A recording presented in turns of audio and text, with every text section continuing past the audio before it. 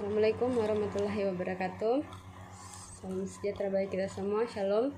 Teori produksi adalah bagian penting dalam ilmu ekonomi yang membahas bagaimana satu perusahaan mengubah input seperti tenaga kerja, modal, dan bahan mentah menjadi output yang memiliki nilai guna berupa barang dan jasa.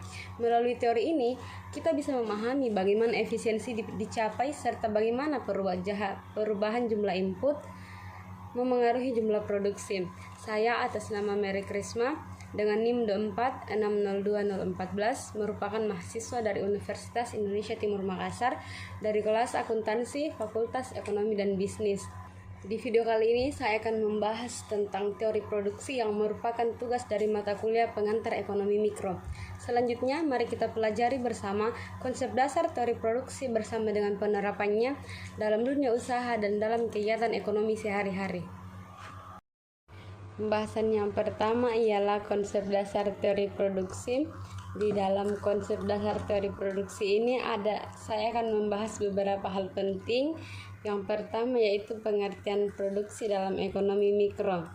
Pengertian produksi adalah proses mengubah input, bahan mentah, tenaga kerja, dan modal menjadi output berupa barang dan jasa yang memiliki nilai guna. Dalam arti luas, produksi tidak hanya terjadi di sektor industri dan pembuatan barang, tetapi juga terjadi di sektor penyediaan jasa seperti pendidikan, transportasi, dan perbankan. Poin yang kedua yaitu tujuan dari kegiatan produksi. Tujuan dari kegiatan produksi ini adalah yang pertama yaitu meningkatkan pertumbuhan ekonomi melalui penciptaan lapangan kerja dan peningkatan pendapatan nasional. Yang kedua itu menghasilkan keuntungan bagi pelaku usaha atau produsen. Yang ketiga yaitu menambah nilai guna barang atau jasa agar lebih bermanfaat. Yang keempat, memenuhi kebutuhan manusia melalui penyediaan barang dan jasa. Poin yang ketiga ialah pelaku produksi. Pelaku produksi merupakan individu, kelompok, atau organisasi yang melakukan kegiatan produksi, yaitu kegiatan atau menambah nilai guna suatu barang untuk memenuhi kebutuhan manusia. Berikut ada beberapa pelaku produksi dalam teori ekonomi. Yang pertama yaitu individu, perusahaan atau perorangan. Individu yang berperan memproduksi barang atau jasa dalam skala kecil, misalnya petani yang menanam padi, penjahit yang membuat pakaian, dan pengrajin anyaman. Pelaku yang kedua ialah rumah tangga, produksi, atau konsumen. Walaupun dikenal sebagai konsumen, rumah tangga juga bisa menjadi produsen jika memiliki usaha kecil seperti warung atau usaha rumahan. Contohnya ibu rumah tangga yang menjual kue di depan rumah. Pelaku yang ketiga ialah perusahaan. Perusahaan adalah organisasi yang dikenal sebagai profesional dan sistematis dalam memproduksi barang atau jasa demi mendapatkan laba atau keuntungan. Perusahaan bisa berbentuk koperasi, misalnya PT Indofood yang memproduksi makanan instan atau PLN memproduksi dan mendistribusikan listrik. Pelaku yang keempat ialah pemerintah. Pemerintah yaitu mendirikan BUMN atau badan usaha milik negara untuk menyediakan barang atau jasa vital dan mengatur dan mengawasi kegiatan produksi agar sesuai dengan hukum. Contohnya PLN bergerak di bidang listrik dan Pertamina juga minyak dan gas. Poin yang keempat ialah hubungan produksi dengan konsumsi dan distribusi. Produksi itu pengertian singkatnya ialah kegiatan membuat atau menghasilkan barang dan jasa. Contohnya petani yang sedang menanam padi. Distribusi itu kegiatan menyalurkan barang hasil produksi ke konsumen. Contohnya ialah pedagang membawa beras ke pasar. Konsumsi ialah kegiatan memakai barang atau jasa untuk memenuhi kebutuhan atau kata singkatnya itu pemakai. Contohnya itu ibu memasak beras dan memakan nasi tersebut. Nah, hubungan dari kata produksi dengan konsumsi dan distribusi ini adalah produksi butuh distribusi agar barang sampai ke konsumen, dan konsumen bisa konsumsi karena adanya distribusi, dan konsumsi mendorong produksi agar tetap berlanjut. Pembahasan yang kedua ialah faktor-faktor produksi. Nah, faktor produksi adalah semua elemen yang digunakan dalam proses memproduksi barang dan jasa. Di dalam teori produksi ada 4 faktor produksi. Yang pertama ialah faktor produksi alam, tanah dan sumber daya alam yang tersedia di alam. Sifatnya ini terbatas dan tidak dapat dipindahkan. Contohnya ialah tanah untuk pertanian, air untuk irigasi dan industri, sinar matahari dan udara. Faktor yang kedua ialah faktor produksi tenaga kerja atau labor. Ini merupakan usaha manusia yang dikerahkan dalam proses produksi baik secara mental maupun secara fisik. Nah, tenaga kerja dapat dibedakan menjadi 2, yaitu terampil dan tidak terampil. Contohnya ialah petani, buruh, guru, dokter, dan programmer.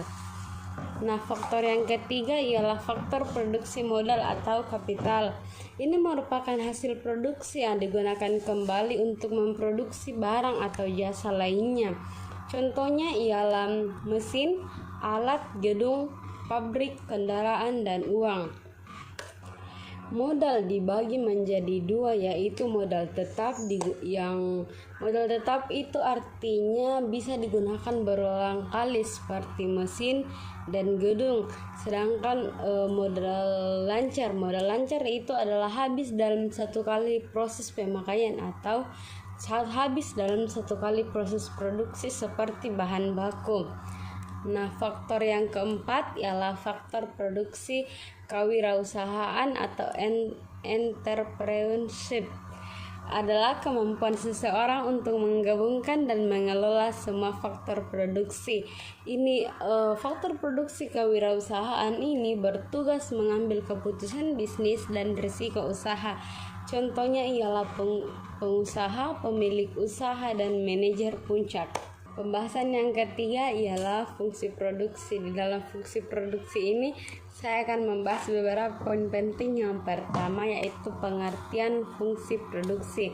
Nah, fungsi produksi adalah hubungan teknis antara jumlah input faktor produksi yang digunakan dengan jumlah output barang atau jasa yang dihasilkan dalam suatu proses produksi. Nah, poin yang kedua ialah fungsi produksi jangka pendek. Pembahasan yang ketiga ialah fungsi produksi. Nah, yang pertama yaitu pengertian fungsi produksi.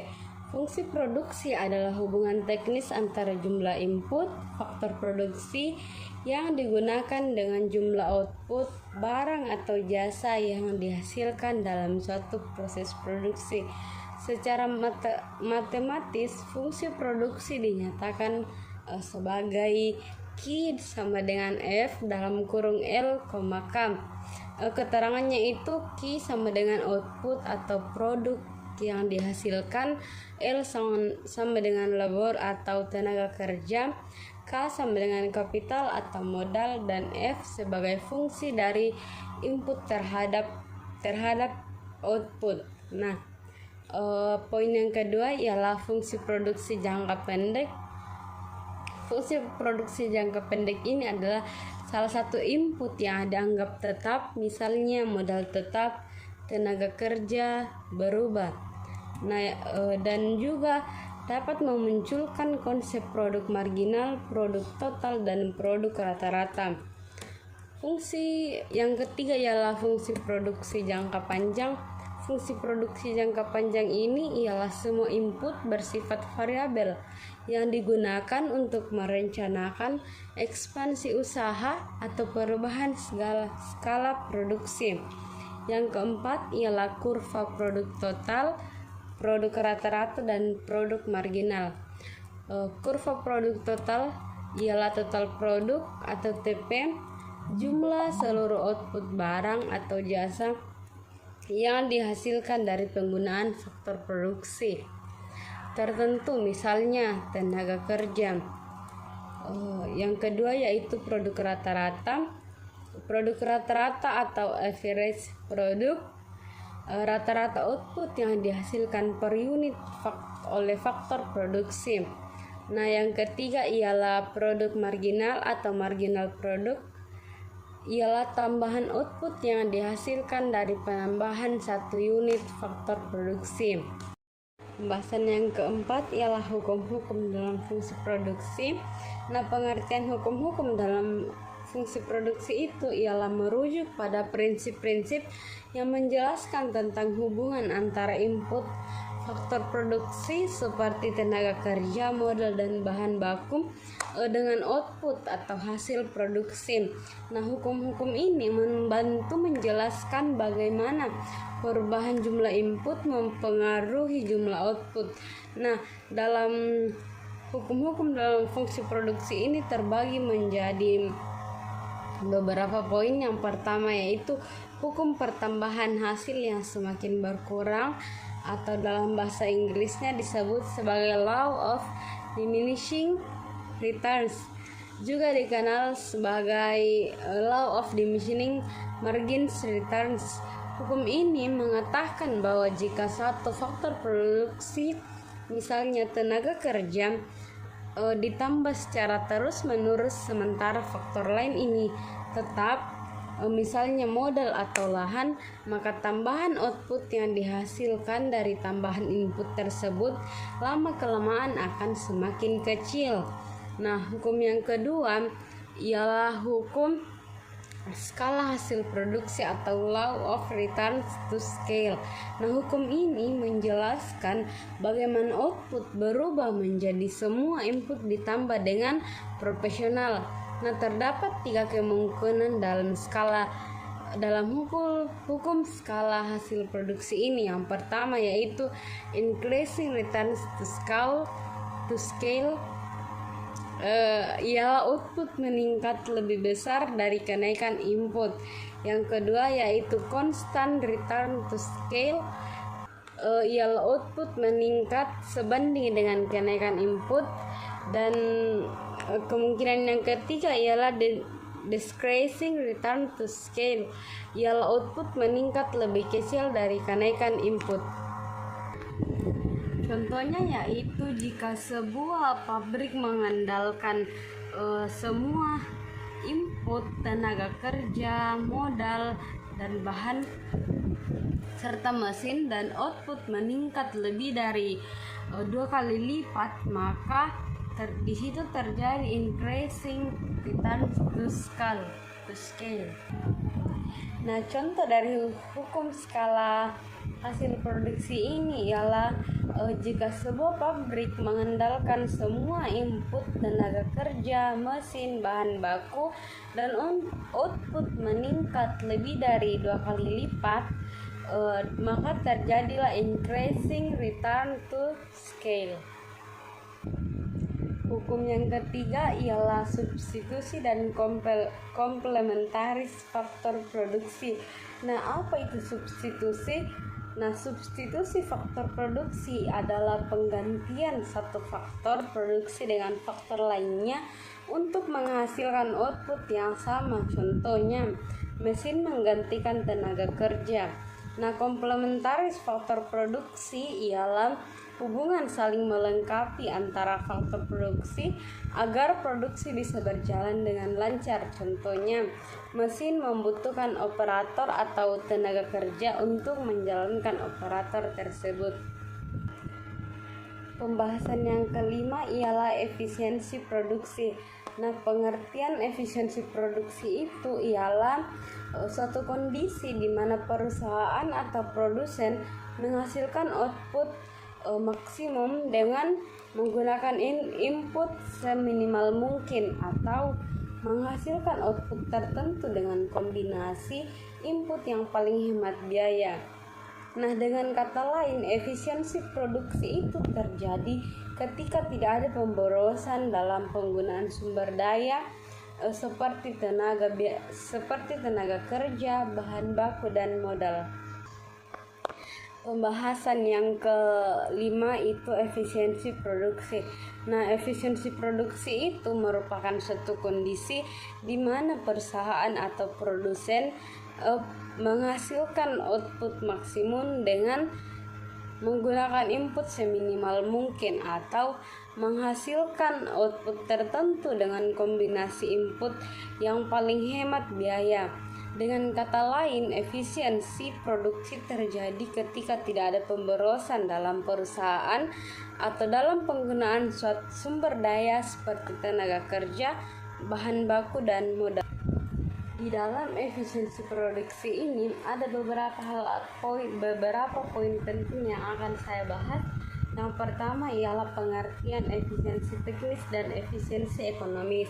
Nah, pengertian efisiensi teknis ialah terjadi ketika suatu proses produksi menggunakan jumlah input seminimal mungkin untuk menghasilkan output tertentu atau menghasilkan output semaksimal dari input tertentu. Nah, di sini itu fokusnya pada penggunaan sumber daya secara optimal tanpa pemborosan. Nah, efisiensi ekonomis itu ialah terjadi ketika suatu proses produksi tidak hanya efisien secara teknis tetapi juga mempertimbangkan biaya. Artinya produksi dilakukan dengan biaya paling rendah dengan kombinasi input yang memberikan hasil paling menguntungkan secara ekonomis. Nah, perbedaan utamanya ialah efisiensi teknis itu mengarah kepada fokus pada jumlah input atau output, sedangkan efisiensi ekonomis ialah fokus pada biaya dan keuntungan. Poin yang kedua ialah cara mengukur efisiensi produksi. Nah, efisiensi produksi diukur dengan membandingkan output yang dihasilkan terhadap input yang digunakan.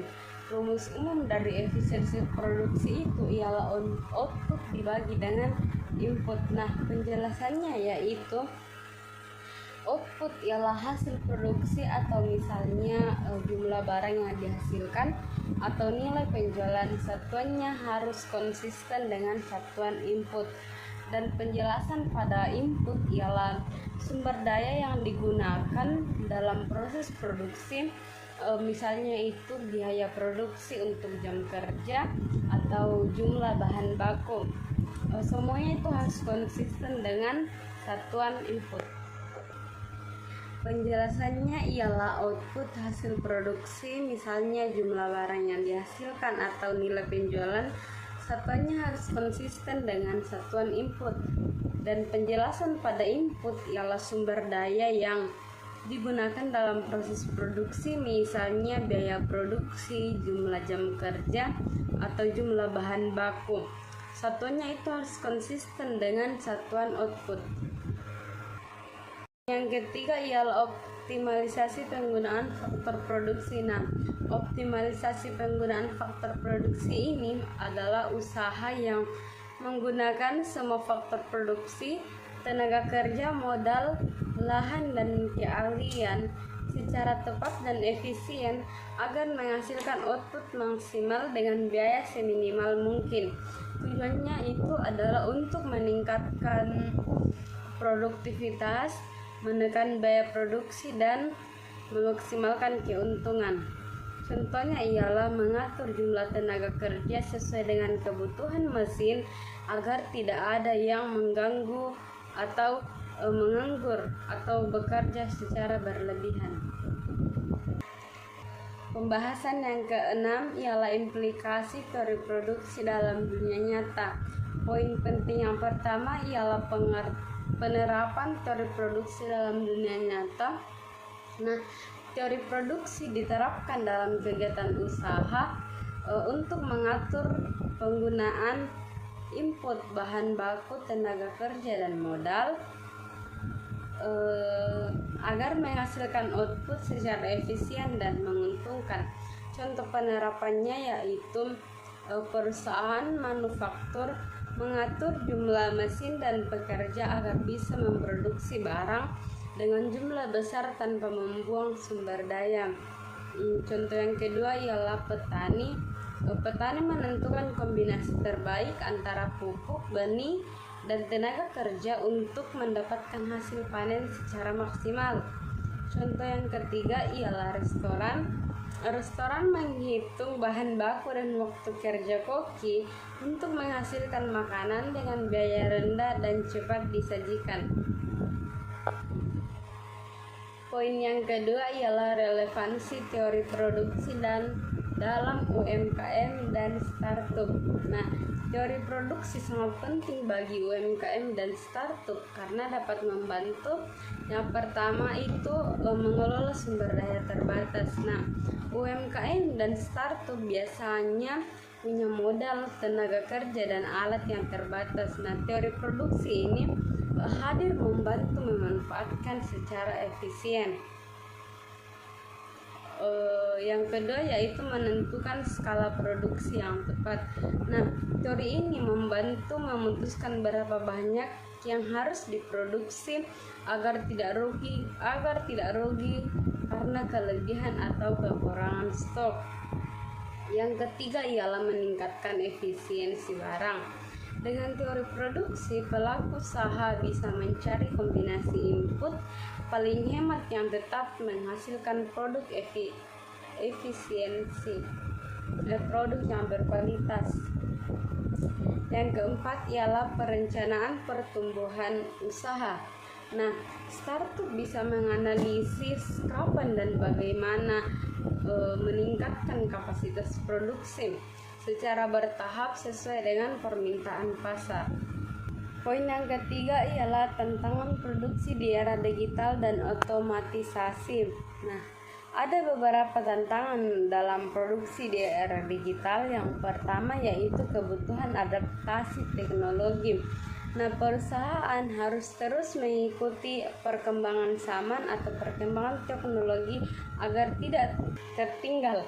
Ini menuntut investasi besar dalam alat otomatis, software, dan pelatihan SDM atau sumber daya manusia. Nah, tantangan yang kedua ialah pengurangan tenaga kerja manual. Nah, pengurangan tenaga kerja manual ini otomatisasi menggantikan banyak pekerjaan manusia sehingga menimbulkan kekhawatiran kehilangan pekerjaan, terutama untuk tenaga kerja rendah berketerampilan. Tantangan yang ketiga ialah biaya investasi tinggi. Pengadaan mesin otomatis, robot, dan sistem digital memerlukan modal besar yang sulit dijangkau oleh UMKM. Tantangan yang keempat ialah keamanan data produksi. Nah, di era digital, data produksi tersimpan secara online atau dalam sistem. Ini menimbulkan risiko penetasan dan kebocoran data. Nah, poin yang kelima ialah ketergantungan pada sistem. Jika sistem atau mesin mengalami gangguan, proses produksi bisa terhenti total. Nah, sehingga dibutuhkan sistem cadangan dan pemeliharaan berkala. Nah, kesimpulan dari pembahasan saya pada hari ini ialah teori produksi merupakan bagian sangat penting dalam ilmu ekonomi yang membahas hubungan antara input, faktor-faktor produksi, dan output hasil produksi. Dalam praktiknya, teori ini membantu menjelaskan bagaimana pelaku usaha menggunakan berbagai faktor produksi seperti tenaga kerja, modal, lahan, dan kewirausahaan untuk menghasilkan barang dan jasa secara efisien. Pemahaman teori ini penting untuk meningkatkan produktivitas, mengoptimalkan biaya, dan mencapai keuntungan maksimal.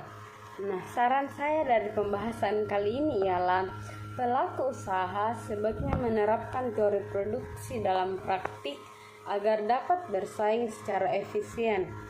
Yang kedua ialah pemerintah dan lembaga pendidikan perlu tentang efisiensi produksi. Baiklah, itu tadi penjelasan saya mengenai teori produksi. Kita sudah memahami bagaimana interaksi antara konsumen, produsen membentuk harga di pasar dan serta faktor-faktor apa saja yang mempengaruhinya. Materi ini dapat menjadi dasar penting untuk topik-topik pembahasan di video saya selanjutnya. Saya berharap semoga apa yang saya jelaskan dapat menambah wawasan dan ilmu bagi kita semua. Terima kasih telah menyimak video saya sampai akhir. Kurang dan lebihnya mohon dimaafkan. Sampai jumpa di video selanjutnya. Assalamualaikum warahmatullahi wabarakatuh. Terima kasih.